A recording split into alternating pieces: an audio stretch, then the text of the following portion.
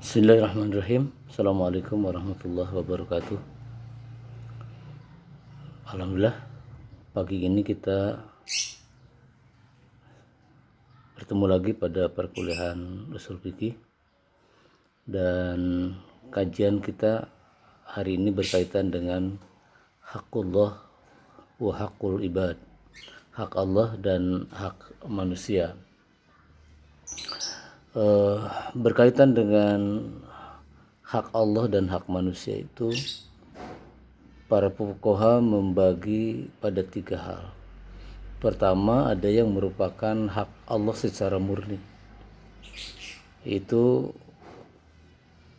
tauhidullah wa nahyus syirki, mentauhidkan, mengesahkan Allah, dan larangan untuk musyrik kepadanya. Itu merupakan hak Allah.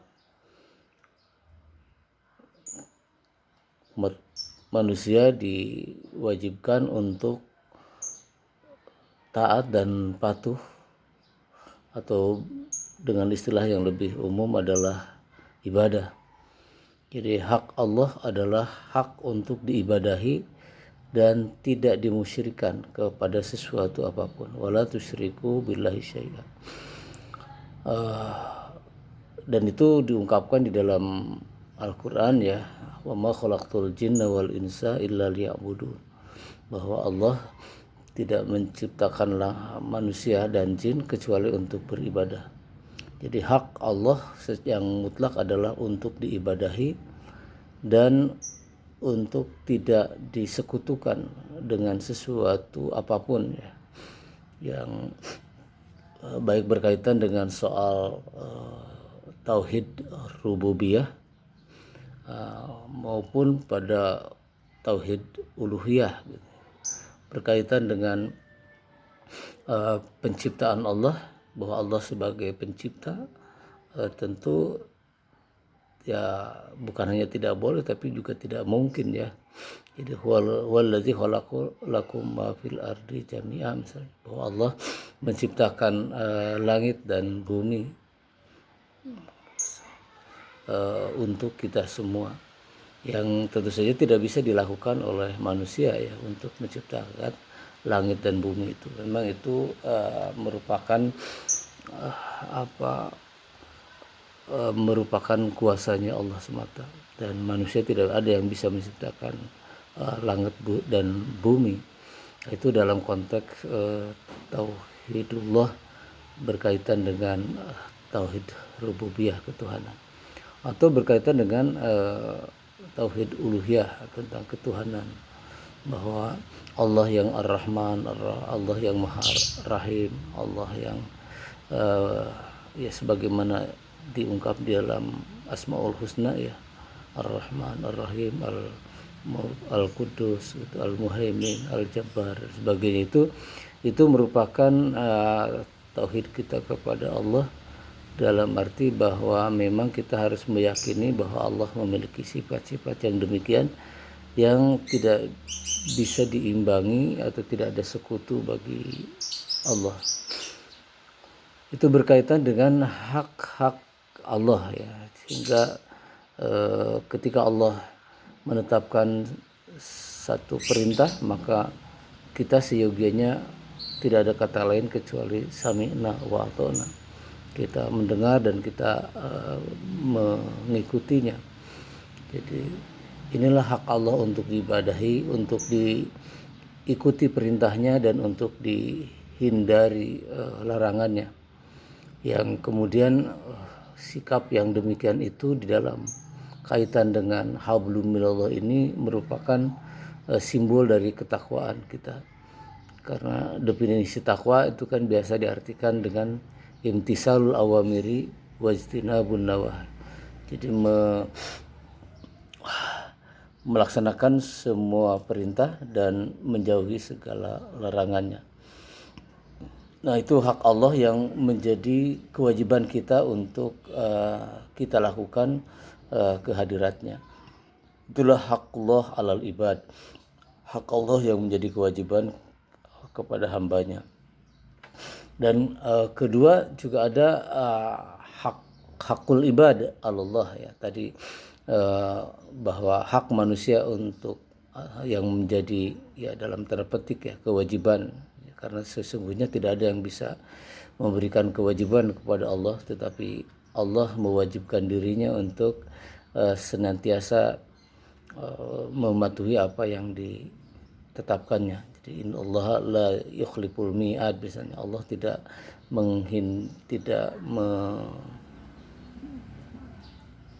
tidak mungkin bisa menyalahi apa yang telah dijanjikannya gitu. Sehingga Allah mewajibkan dirinya untuk menjadi hak manusia atau hak hamba Allah. Jadi manusia yang misalnya di dalam Al-Quran bahwa orang yang beriman dan bertakwa maka atau beramal soleh maka ia lahum jannatun tajri min tahtiha al-anhar, maka Allah akan menyediakan surganya di kelak. Nah itu hak hamba yang dijanjikan oleh Allah untuk diberikan kepada setiap hamba yang beriman. Demikian juga misalnya janji Allah untuk orang yang tidak menunaikan kewajiban-kewajibannya, atau orang yang kafir kepadanya, atau orang yang musyrik kepadanya, maka ia mendapat ancaman, dia akan mendapatkan siksa di akhirat kelak. Bahkan orang yang menyimpang dari aturan Allah karena musyrik misalnya, innallaha la yaghfiru ayyushraka bihi, bahwa Allah tidak akan mengampuni orang yang musyrik kepadanya. Nah, dan dengan demikian orang tersebut akan mendapat siksa di akhirat kelak. Itulah janji Allah untuk manusia yang menjadi hak manusia. Bagi yang beriman dia berhak akan mendapatkan surganya, dan bagi orang yang kafir dia akan mendapatkan neraka atau siksanya. Dalam usul fikih atau di dalam kajian usul fikih ini, hak Allah dan hak manusia ini memang menjadi kajian yang menarik ya. Misalnya berkaitan dengan mana yang didahulukan, apakah hak Allah atau hak manusia gitu ya. Jadi ternyata di kalangan fuqaha terdapat khilafiyah soal itu. Jadi ikhtilafal ulama inda ta'arudi haqqillah wa haqqil makhluk. Faminhum may yaqul haqqullah yuqaddam. Terdapat khilafiyah di kalangan fuqaha berkaitan dengan mana yang lebih diprioritaskan, harus diprioritaskan ketika ada kontradiksi antara hak Allah dan hak makhluk atau hak adami, hak manusia. Sebagian ulama berpendapat bahwa hakullah yuqaddam, bahwa hak Allah itu harus didahulukan. Mengapa?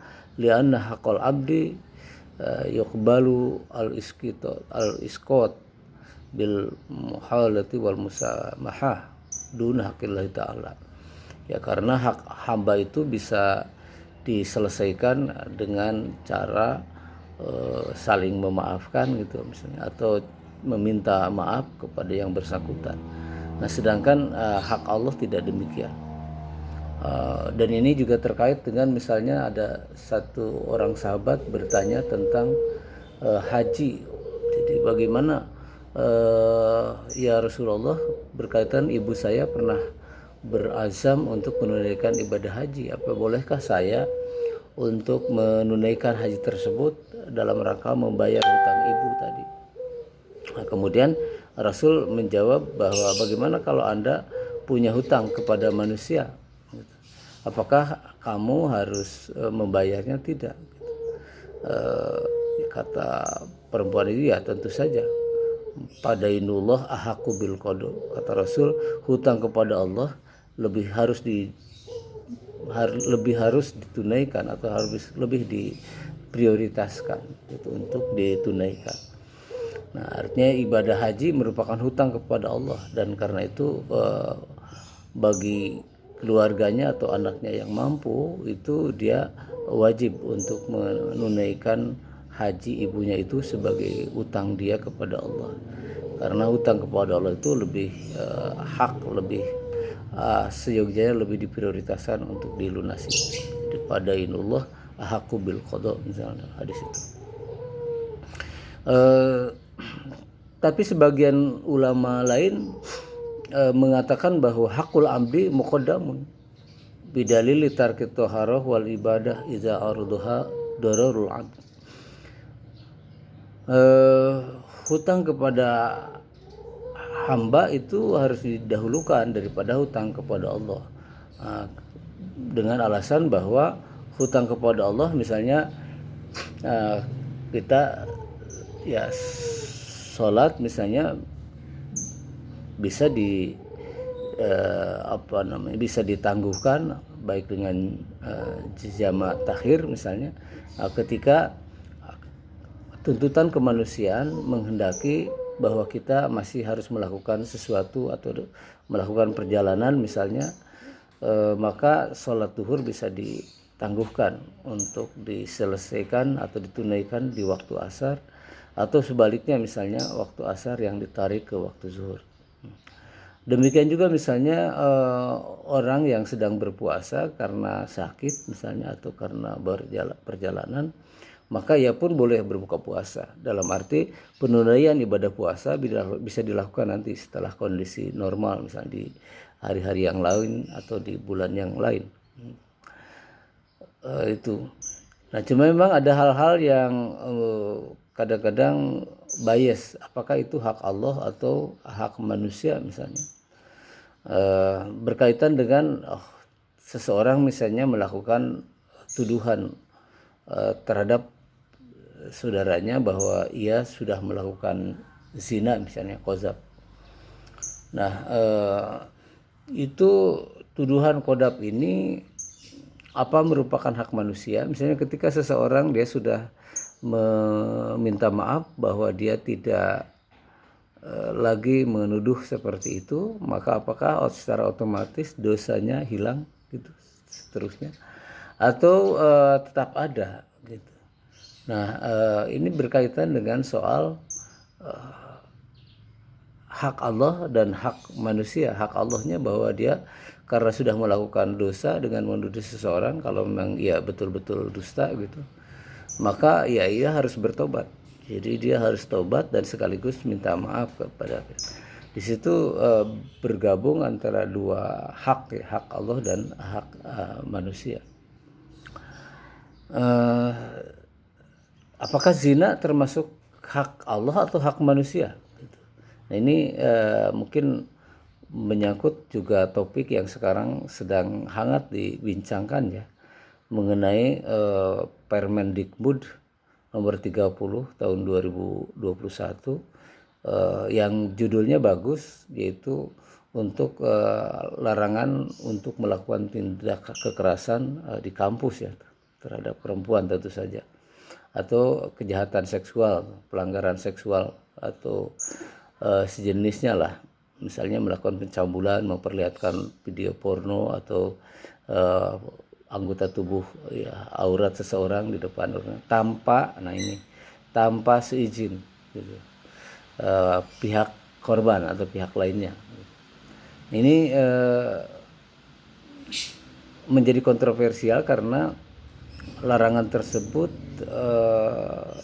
ketika di pasal 5 didefinisikan bahwa yang dimaksud dengan kekerasan seksual itu adalah misalnya mempertontonkan atau memperlihatkan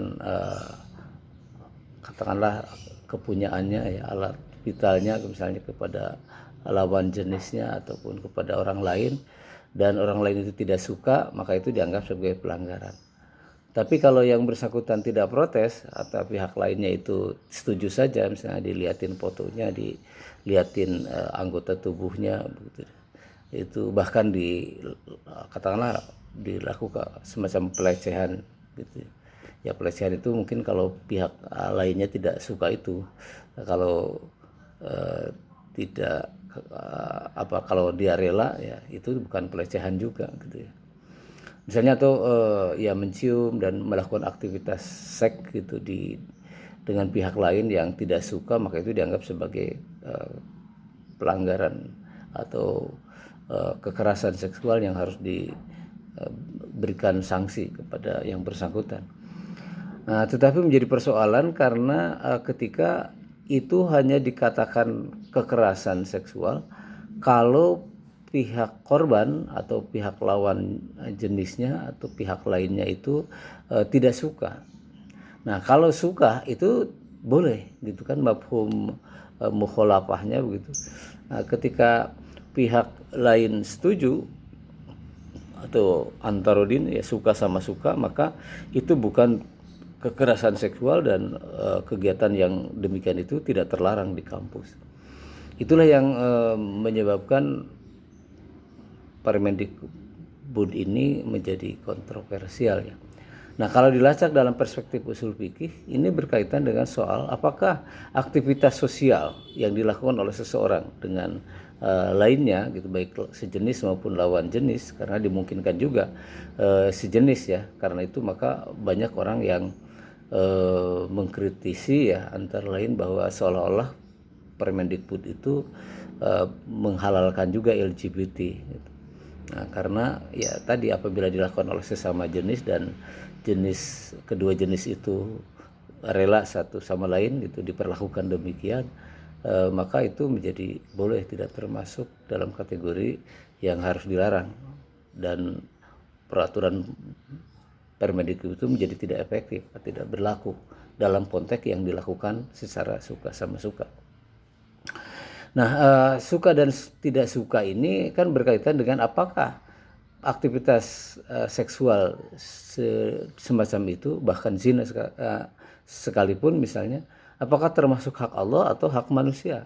Nah, itu Permendikbud itu mengasumsikan bahwa aktivitas sosial itu merupakan hak manusia semata-mata, sehingga ketika para pihak menyetujui tidak terkena sanksi. Nah, padahal dalam perspektif Islam, fahisyah itu, katakan itu masuk dalam kategori fahisyah atau fahsya gitu, itu termasuk pelanggaran hukum Allah gitu, yang merupakan hak Allah untuk menindak ya, untuk melarang perbuatan semacam itu dan akan memberikan sanksi bagi pelakunya.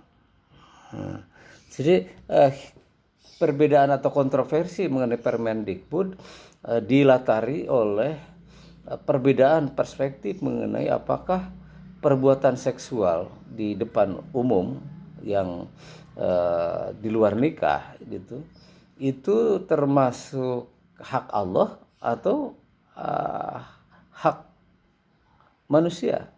Nah, dengan membolehkan perbuatan itu ketika dilakukan oleh pihak-pihak yang memang satu sama lain setuju ya, tidak keberatan atau membolehkan itu, maka itu berarti bahwa aktivitas seksual itu dianggap sebagai hak manusia, sehingga selesai. Kalau para pihak merasa setuju, tidak keberatan, suka sama suka, maka itu tidak terlarang di kampus sekalipun gitu ya.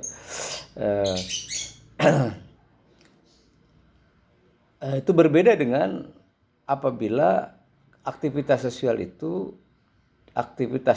itu dianggap sebagai hakullah, maka tidak cukup dengan, jadi walaupun para pihak setuju, tidak ada pihak yang keberatan diperlakukan demikian atau melakukan itu semua, tetapi ketika perbuatan itu secara syar'i dilarang, maka tetap tidak boleh dilakukan dimanapun gitu, ketika Allah melarang ya, atau ketika syariat melarangnya. Nah, ini bagian yang bisa dianggap sebagai latar belakang mengapa muncul kontroversi. Jadi paradigma Permendikbud itu dibangun dengan asumsi bahwa aktivitas seksual itu merupakan hak manusia, jadi sepenuhnya merupakan hak adami, sehingga ketika tidak ada para pihak yang merasa dirugikan, tidak ada pihak yang merasa dirugikan atau tidak keberatan, maka perbuatan itu menjadi legal untuk dilakukan. Saudara kalian, inilah sekira kajian kita pada hari ini berkaitan dengan hak Allah dan hak manusia. Tentu saja kita masih harus menguraikan lebih detail ya tentang contoh-contoh masuk hak Allah itu macam apa ya. Tentu saja seluruh ibadah hablum minallah seperti sholat, puasa misalnya, itu merupakan hakullah, hak Allah untuk yang menjadi kewajiban kita untuk menunaikannya. Dan sebaliknya misalnya utang piutang, pencurian misalnya yang menjadi delik aduan, itu merupakan hak kunas atau hak manusia dengan sesamanya, sehingga ketika seseorang berhutang, kalau yang berhutang membebaskannya maka bebaslah hutang itu. Ketika orang yang dilukai misalnya dan korban memaafkan, maka tidak berlaku kisos kepada yang bersangkutan. Namun di samping itu ada hak-hak yang merupakan perpaduan antara hak Allah dan hak manusia. Ya, misalnya zakat itu hak Allah dan hak manusia sekaligus. Jadi hak zakat itu adalah kewajiban yang Allah berikan kepada manusia sehingga manusia wajib menunaikannya.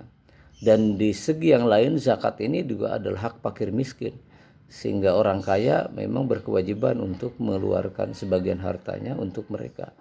Nah, sehingga ketika seseorang tidak menunaikan ibadah zakat itu, maka dia harus melakukan dua hal. Pertama, taubat kepada Allah, dan kedua, meminta maaf kepada fakir miskin gitu.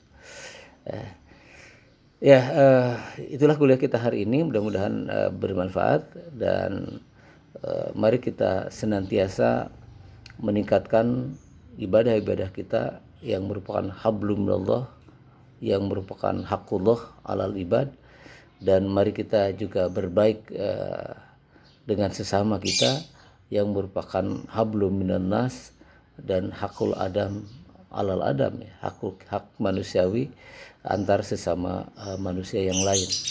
Dan tentu saja seorang muslim yang baik harus menunaikan kedua-duanya, baik hablum minallah maupun hablum minannas, baik hakullah maupun hakun nas.